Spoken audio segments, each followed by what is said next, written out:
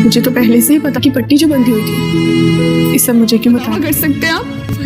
पहुंचाए तो ये तुम सो जाती। ख्याल रखने की जिम्मेदारी क्या मेरी जिसकी वजह से उसने मेरे माँ बाप को घर से बाहर निकाल दिया। लेक्चर देने की कोशिश मत करिएगा। आपने फेवर किया या आपकी मर्जी नहीं है क्या? मोहब्बत रेजा रेजा ड्रामे की आने वाली एक साथ तो बहुत ही ज्यादा इंटरेस्टिंग होती हुई नजर आ रही है।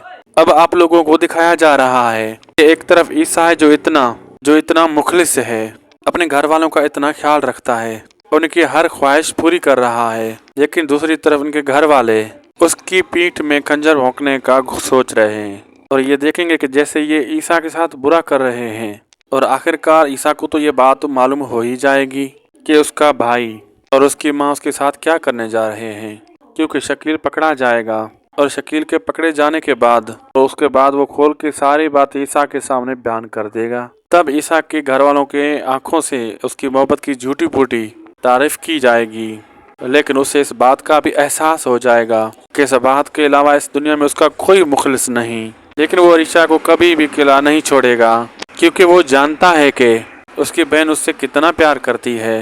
इसलिए अब वो उसकी जिम्मेदारी तो वो खुद उठाएगा और उसकी शादी सरमद के साथ करवा देगा। आप लोगों को ये ड्रामा कैसा लग रहा है? कमेंट बॉक्स में अपनी कीमती राय जरूर दीजिए। वीडियो चलेगी तो लाइक कीजिए, दोस्तों से भी शेयर कीजिए और चैनल को लाजमी सब्सक्राइब कीजिए। मिलते हैं अगली वीडियो में, तब तक के लिए अल्लाह हाफिज़।